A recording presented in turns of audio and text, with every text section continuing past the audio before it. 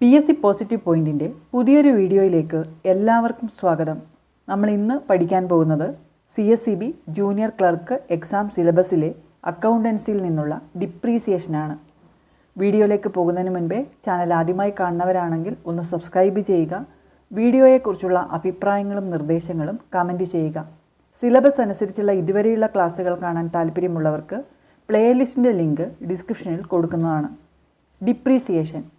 Depreciation എന്ന് വെച്ചാൽ fixed അസറ്റിൻ്റെ വാല്യൂ ഡിക്രീസ് ചെയ്യുന്നതിനെയാണ് ഡിപ്രീസിയേഷൻ എന്ന് പറയുന്നത്. അതായത് ഡിപ്രീസിയേഷൻ ചാർജ് ചെയ്യുന്നത് ഫിക്സഡ് അസറ്റിന്മേലാണ്.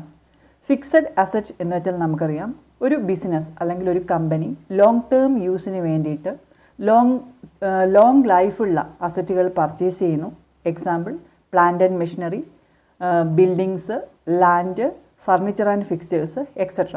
ഇത്തരം അസറ്റുകളെയാണ് ഫിക്സഡ് അസറ്റ് എന്ന് പറയുന്നത്.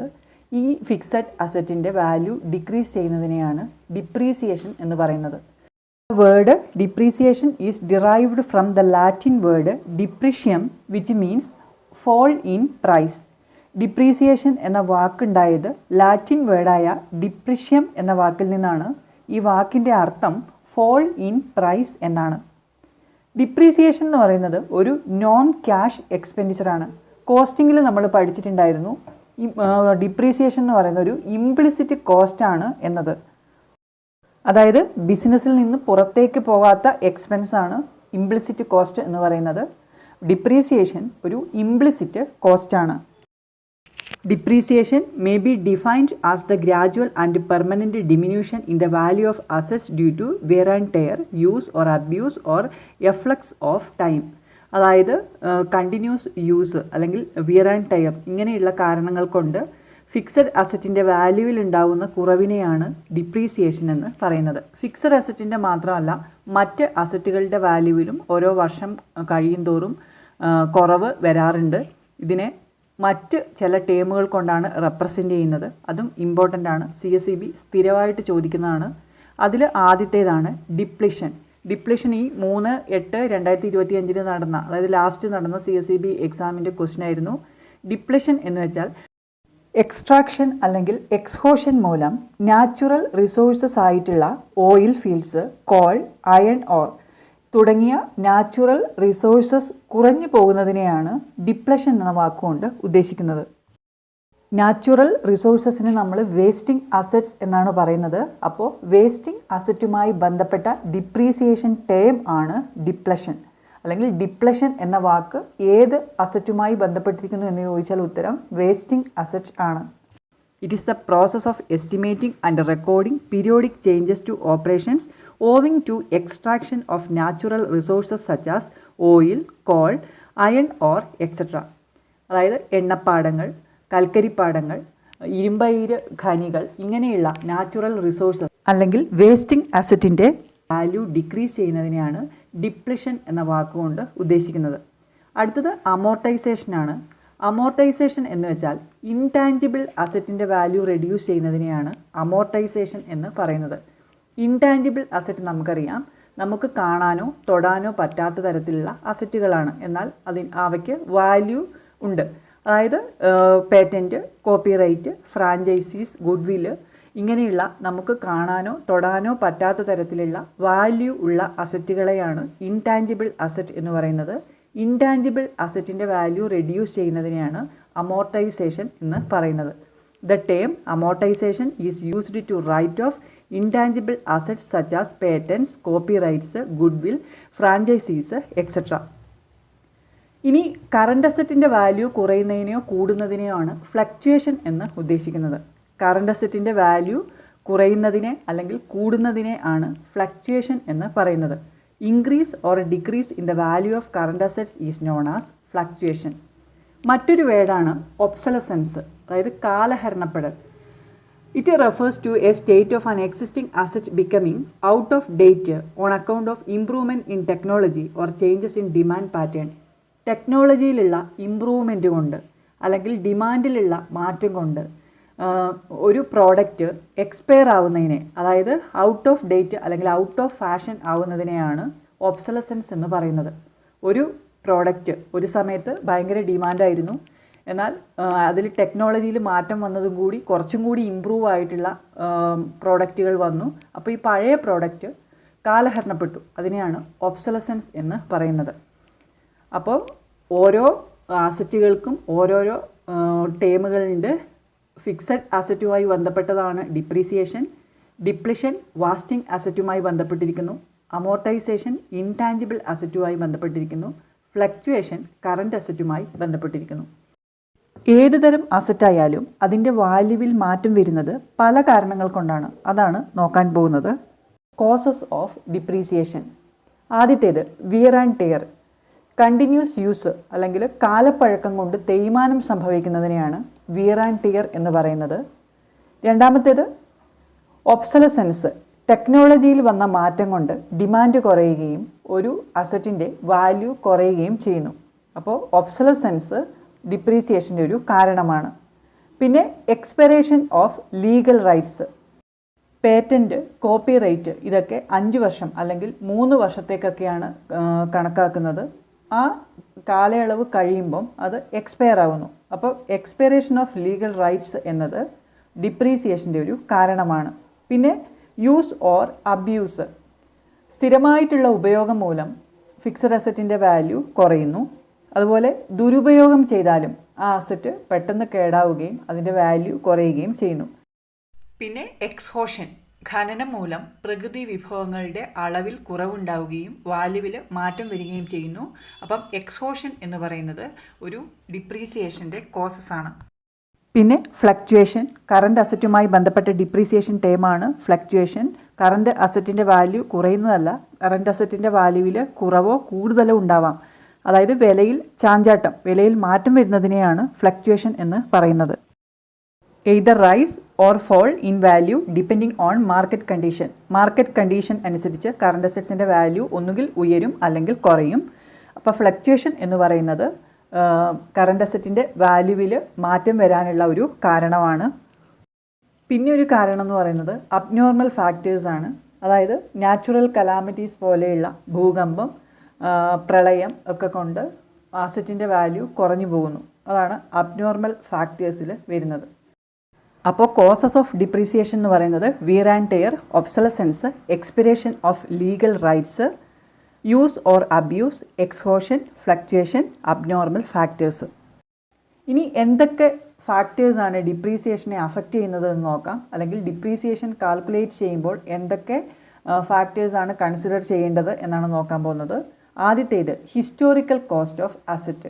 ഒരു അസറ്റിൻ്റെ ഹിസ്റ്റോറിക്കൽ കോസ്റ്റ്. ഹിസ്റ്റോറിക്കൽ കോസ്റ്റ് എന്ന് വെച്ചാൽ പർച്ചേസ് പ്രൈസിൻ്റെ കൂടെ ഇൻസ്റ്റലേഷൻ, അതുപോലെ ക്യാരിയേജ് എക്സ്പെൻസസ്, ഇങ്ങനെയുള്ള എക്സ്പെൻസസ് ഉണ്ടെങ്കിൽ അതും കൂടെ കൂട്ടിയിട്ടുള്ള കോസ്റ്റിനെയാണ് ഹിസ്റ്റോറിക്കൽ കോസ്റ്റ് ഓഫ് അസറ്റ് എന്ന് പറയുന്നത്.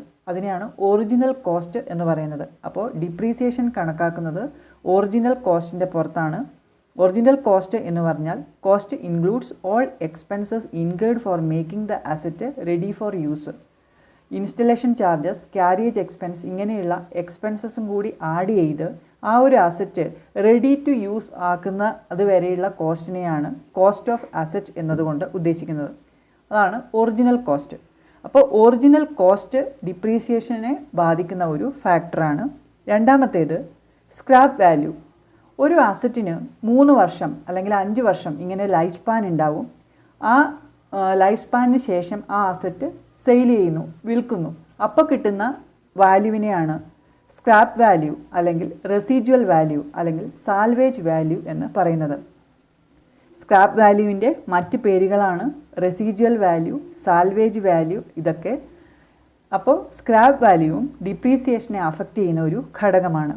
പിന്നെ useful life of the asset. അസറ്റിൻ്റെ ലൈഫ് സ്പാൻ എത്ര വർഷമാണ്, ലൈഫ് ഓഫ് അസറ്റും ഈ ഡിപ്രീസിയേഷനെ ബാധിക്കുന്ന ഒരു ഘടകമാണ്. ഡിപ്രീസിയേഷൻ കണ്ടുപിടിക്കുന്നതിന് 2 തരത്തിലുള്ള മെത്തേഡാണുള്ളത്. Methods of calculating depreciation. അതിലാദ്യത്തേത് സ്ട്രെയിറ്റ് ലൈൻ മെത്തേഡാണ്. സ്ട്രെയിറ്റ് ലൈൻ മെത്തേഡിനെയാണ് ഒറിജിനൽ കോസ്റ്റ് മെത്തേഡ് അല്ലെങ്കിൽ ഫിക്സഡ് ഇൻസ്റ്റാൾമെൻറ്റ് മെത്തേഡ് എന്ന് പറയുന്നത്. അപ്പോൾ straight line method, original cost method, fixed instalment method എന്നൊക്കെ പറയുന്നത് ഒന്ന് തന്നെയാണ്. ഇത് ഡിപ്രീസിയേഷൻ കണ്ടുപിടിക്കുന്ന ഒരു മെത്തേഡാണ്. ഇതിൽ ഡിപ്രീസിയേഷൻ കാൽക്കുലേറ്റ് ചെയ്യുന്നത് ഒറിജിനൽ കോസ്റ്റിൻ്റെ പുറത്താണ്. അതുകൊണ്ടാണ് ഒറിജിനൽ കോസ്റ്റ് മെത്തേഡ് എന്ന പേര് വന്നത്. ഒറിജിനൽ കോസ്റ്റ് എന്ന് വെച്ചാൽ നമ്മൾ പറഞ്ഞു പർച്ചേസ് പ്രൈസിൻ്റെ കൂടെ carriage expense, cartage, installation charges ഇതൊക്കെ ഉണ്ടെങ്കിൽ ഇതെല്ലാം കൂടി കൂട്ടണം. അതിനെയാണ് ഒറിജിനൽ കോസ്റ്റ് എന്ന് പറയുന്നത്. ഡിപ്രീസിയേഷൻ കാൽക്കുലേറ്റ് ചെയ്യുന്നത് ഒറിജിനൽ കോസ്റ്റിൻ്റെ പുറത്തായതുകൊണ്ടാണ് സ്ട്രെയിറ്റ് ലൈൻ മെത്തേഡിനെ ഒറിജിനൽ കോസ്റ്റ് മെത്തേഡ് എന്ന് പറയുന്നത്. അതുപോലെ ഫിക്സഡ് അസറ്റിന് 5 വർഷമാണ് ലൈഫ് സ്പാൻ എങ്കിൽ ഈ 5 വർഷവും സെയിം എമൗണ്ട് അല്ലെങ്കിൽ ഫിക്സഡ് എമൗണ്ട് തന്നെയാണ് ഡിപ്രീസിയേഷനായിട്ട് കണക്കാക്കുന്നത്. അതുകൊണ്ടാണ് ഇതിനെ ഫിക്സഡ് ഇൻസ്റ്റാൾമെൻറ്റ് മെത്തേഡ് എന്ന് പറയുന്നത്. അപ്പോൾ സ്ട്രെയിറ്റ് ലൈൻ മെത്തേഡിൽ ഡിപ്രീസിയേഷൻ എന്ന് പറയുന്നത് സെയിം ആയിരിക്കും, എല്ലാ വർഷവും ഒരേ എമൗണ്ട് ആയിരിക്കും. അതുപോലെ ഡിപ്രീസിയേഷൻ കണക്കാക്കുന്നത് ഒറിജിനൽ കോസ്റ്റിൻ്റെ ബേസിസിലാണ്. According to this method, a fixed and an equal amount is charged as depreciation in every accounting period during the lifetime of an asset. Straight line മെത്തേഡിനെയാണ് ഒറിജിനൽ കോസ്റ്റ് മെത്തേഡ് അല്ലെങ്കിൽ fixed instalment method എന്നൊക്കെ പറയുന്നത്. Annual depreciation amount കണ്ടുപിടിക്കാനുള്ള ഒരു question ഉണ്ടെങ്കിൽ annual depreciation amount കണ്ടുപിടിക്കുന്നത് cost of asset minus estimated salvage value divided by life of asset. അതായത് cost of asset എന്ന് പറയുന്നത് ഒറിജിനൽ കോസ്റ്റാണ്. പർച്ചേസ് പ്രൈസിൻ്റെ കൂടെ ഇൻസ്റ്റലേഷൻ, ക്യാരിയേജ്, കാർട്ടേജ് ഒക്കെ കൂട്ടണം. ഒറിജിനൽ കോസ്റ്റിൽ നിന്ന് സ്ക്രാപ്പ് വാല്യൂ കുറയ്ക്കണം.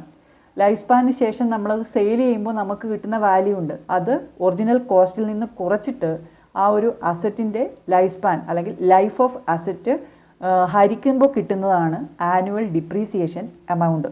Annual depreciation amount is equal to cost of asset minus estimated salvage value divided by estimated life of asset. ഡിപ്രീസിയേഷൻ്റെ റേറ്റാണ് കാണുന്നതെങ്കിൽ annual depreciation amount divided by original cost minus scrap value into 100. ഇങ്ങനെ കിട്ടുന്ന depreciation എല്ലാ വർഷവും right of ചെയ്യും. 5 വർഷമാണ് life span എങ്കിൽ 5 വർഷവും ഈ സെയിം എമൗണ്ട് തന്നെയാണ് ഡിപ്രീസിയേഷനായിട്ട് കാണിക്കുന്നത്. അതാണ് first method, straight line method അല്ലെങ്കിൽ ഒറിജിനൽ കോസ്റ്റ് മെത്തേഡ് അല്ലെങ്കിൽ ഫിക്സഡ് ഇൻസ്റ്റാൾമെൻറ്റ് മെത്തേഡ്. പ്രോബ്ലം നോക്കാം, ഇതിൽ മനസ്സിലാവും. തന്നിരിക്കുന്നത് കോസ്റ്റ് ഓഫ് മെഷീനറി 1,50,000. മെഷീനറിയുടെ കോസ്റ്റ് എന്ന് പറയുന്നത് 1,50,000 ആണ്. ഇൻസ്റ്റലേഷൻ ചാർജസ് 10,000 വേറെ തന്നെ തന്നിട്ടുണ്ട്. ലൈഫ് ഓഫ് മെഷീനറി 10 വർഷം. Scrap value 20,000. ഡിപ്രീസിയേഷൻ എങ്ങനെയാണ് കണ്ടുപിടിക്കുന്നത്? ഡിപ്രീസിയേഷൻ കാണാനുള്ള ഫോർമുല എന്ന് പറയുന്നത് cost of machinery minus scrap value divide by life of asset. Cost of machinery എന്ന് പറയുന്നത് ഇൻസ്റ്റലേഷൻ ചാർജസ്, കാർട്ടേജ് ഒക്കെ ഉണ്ടെങ്കിൽ അതും കൂടി കൂട്ടണം. അസറ്റ് റെഡി ടു യൂസ് ആക്കുന്ന കോസ്റ്റാണ് നമ്മളിവിടെ എടുക്കേണ്ടത്. അപ്പോൾ cost of machinery 1,50,000 plus installation charges 10,000 equal to 1,60,000. ഇതിൽ നിന്ന് സ്ക്രാപ്പ് വാല്യൂ കുറയ്ക്കണം. സ്ക്രാപ്പ് വാല്യൂ എന്ന് പറയുന്നത് 20,000 ആണ്. 20,000 കുറയ്ക്കുമ്പോൾ 1,40,000 കിട്ടും. ലൈഫ് ഓഫ് മെഷീനറി 10 വർഷമാണെന്ന് തന്നിട്ടുണ്ട്.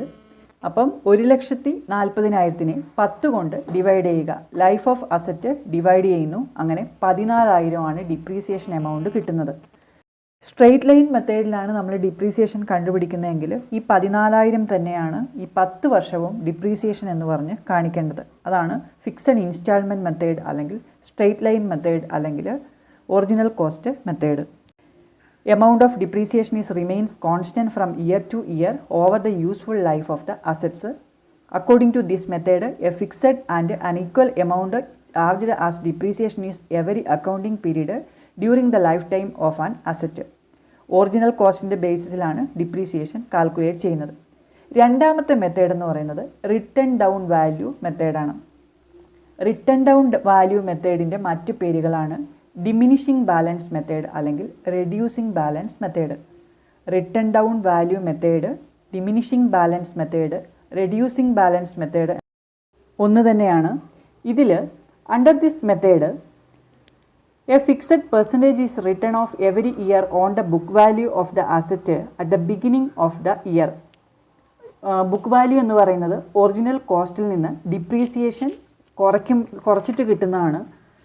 ഒറിജിനൽ കോസ്റ്റിൽ നിന്ന് ഡിപ്രീസിയേഷൻ കുറച്ചിട്ട് കിട്ടുന്ന വാല്യൂവിൻ്റെ ഡിപ്രീസിയേഷനാണ് നെക്സ്റ്റ് ഇയറിൽ കാണിക്കുന്നത്. അതായത് റിട്ടേൺ ഡൗൺ വാല്യൂവിലാണ് ഡിപ്രീസിയേഷൻ കാൽക്കുലേറ്റ് ചെയ്യുന്നത്. അതുകൊണ്ടാണ് ഇതിനെ റിട്ടേൺ ഡൗൺ വാല്യൂ മെത്തേഡ് എന്ന് പറയുന്നത്.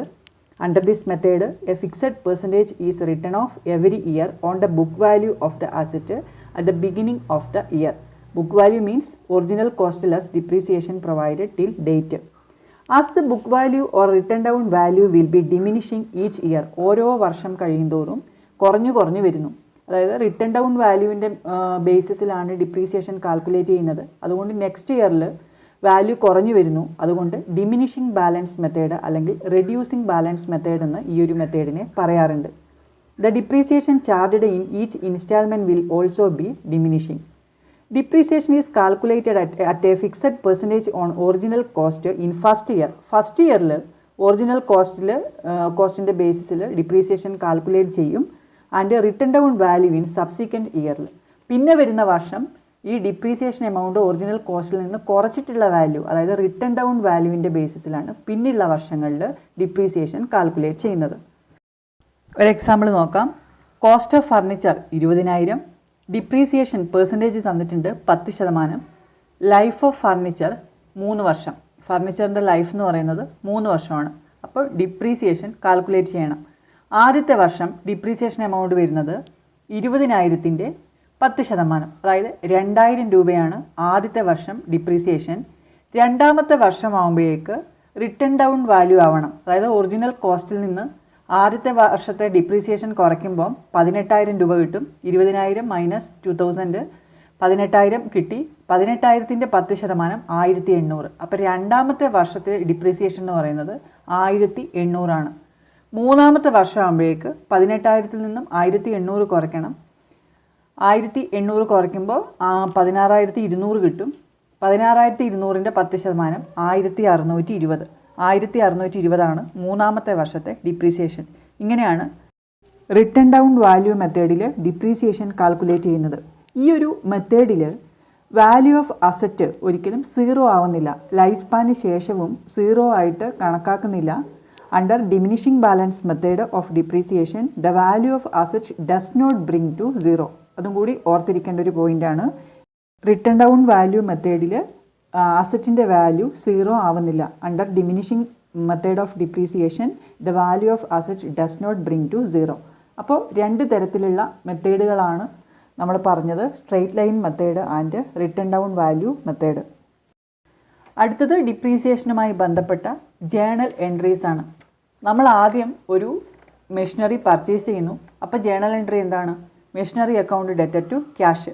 മെഷീനറി എന്ന് പറയുന്ന ഒരു റിയൽ അക്കൗണ്ടാണ്.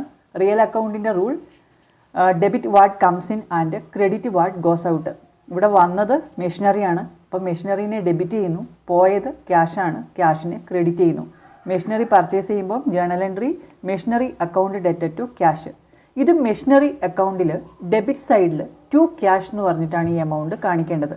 മെഷീനറി അക്കൗണ്ടിൻ്റെ ഡെബിറ്റ് സൈഡിൽ ടു ക്യാഷ് എന്ന് പറഞ്ഞിട്ട് ഈ എമൗണ്ട് കാണിക്കും.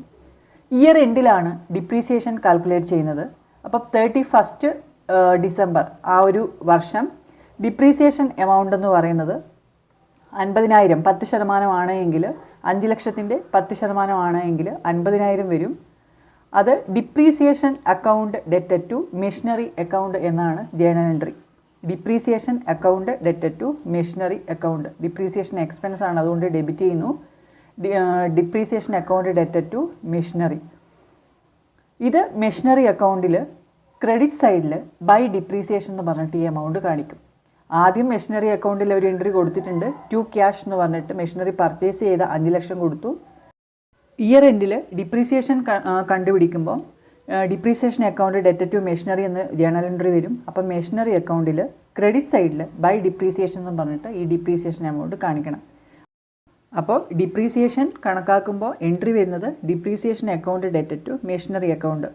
ഡിപ്രീസിയേഷൻ നമുക്കറിയാം ഓരോ വർഷവും നമ്മൾ പ്രോഫിറ്റ് ആൻഡ് ലോസ് അക്കൗണ്ടിലേക്ക് ചാർജ് ചെയ്യാറുണ്ട്. അപ്പോൾ എൻട്രി വരുന്നത് profit and loss account debtor to depreciation. Profit and loss അക്കൗണ്ടിൻ്റെ ഡെബിറ്റ് സൈഡിൽ എക്സ്പെൻസ് ആയതുകൊണ്ട് ടു ഡിപ്രീസിയേഷൻ എന്ന് പറഞ്ഞ ഈ എമൗണ്ട് കാണിക്കണം. Profit and loss account debtor to depreciation. നമ്മൾ ഫസ്റ്റ് എൻട്രിയിൽ ഡിപ്രീസിയേഷൻ ഡെബിറ്റ് ചെയ്യുകയാണ് ചെയ്തത്, depreciation account debtor to machinery account. ഇവിടെ ഡിപ്രീസിയേഷൻ ക്രെഡിറ്റ് ചെയ്യുന്നു, profit and loss account debtor to depreciation. അങ്ങനെ ഡിപ്രീസിയേഷൻ ടാലിയായി പോയി.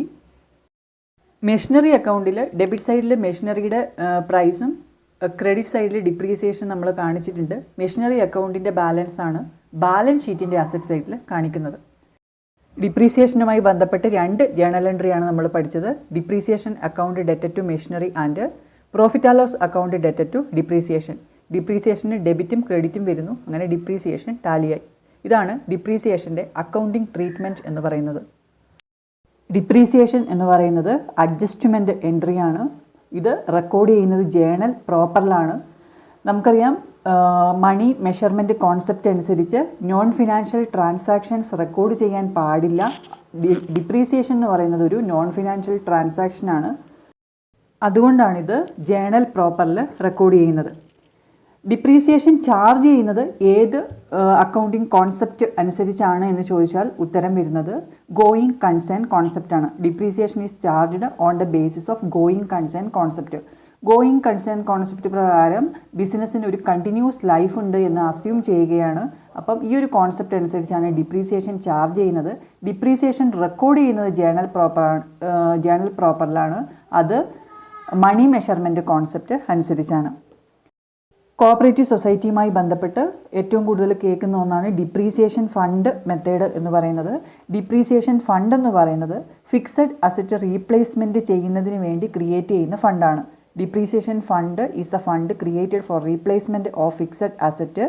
ഡിപ്രീസിയേഷൻ ഫണ്ടിൻ്റെ എമൗണ്ട് ബാലൻസ് ഷീറ്റിൻ്റെ ലയബിലിറ്റി സൈഡിലാണ് കാണിക്കുന്നത്. ഇതൊരു സ്പെസിഫിക് റിസർവാണ്. സ്പെസിഫിക് റിസർവ് എന്ന് പറഞ്ഞാൽ നമുക്കറിയാം സ്പെസിഫിക് പർപ്പസിന് വേണ്ടിയിട്ട് ക്രിയേറ്റ് ചെയ്യുന്ന റിസർവാണ് സ്പെസിഫിക് റിസർവ്.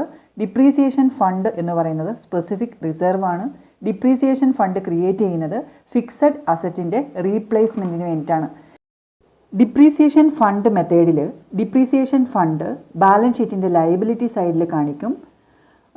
അസറ്റ് സൈഡിൽ അസറ്റിൻ്റെ വില മാത്രമേ കാണിക്കുള്ളൂ. അതായത് ഡിപ്രീസിയേഷൻ കുറച്ചിട്ടല്ല, ഡിപ്രീസിയേഷൻ എമൗണ്ട് കുറയ്ക്കാതെ അസറ്റിൻ്റെ വാല്യൂ മാത്രമാണ് അസറ്റ് സൈഡിൽ കാണിക്കുന്നത്. അതാണ് വ്യത്യാസം. നമ്മൾ നേരത്തെ പറഞ്ഞത് പ്രോഫിറ്റ് ആൻഡ് ലോസ് അക്കൗണ്ടിൻ്റെ ഡെബിറ്റ് സൈഡിൽ ഡിപ്രീസിയേഷൻ എമൗണ്ട് കാണിക്കും.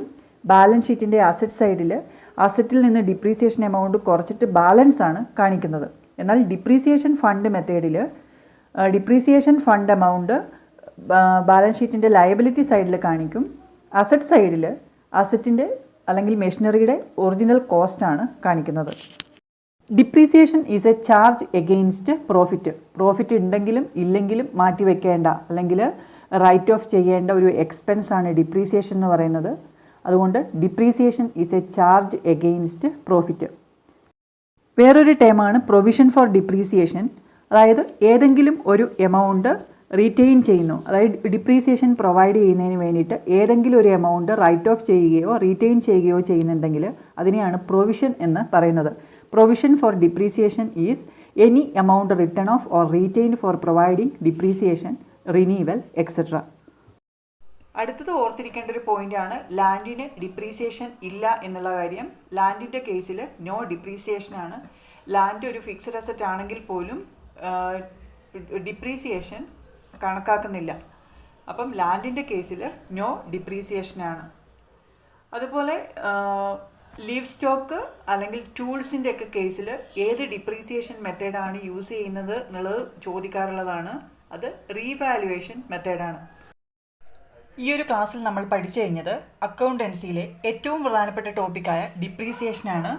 ഈ വീഡിയോ നിങ്ങൾക്ക് ഉപകാരപ്രദമായി എങ്കിൽ ലൈക്ക് ചെയ്യുക, കമൻറ്റ് ചെയ്യുക. മറ്റ് പ്രധാനപ്പെട്ട ടോപ്പിക്കുകളുമായി നമുക്ക് അടുത്ത വീഡിയോയിൽ കാണാം.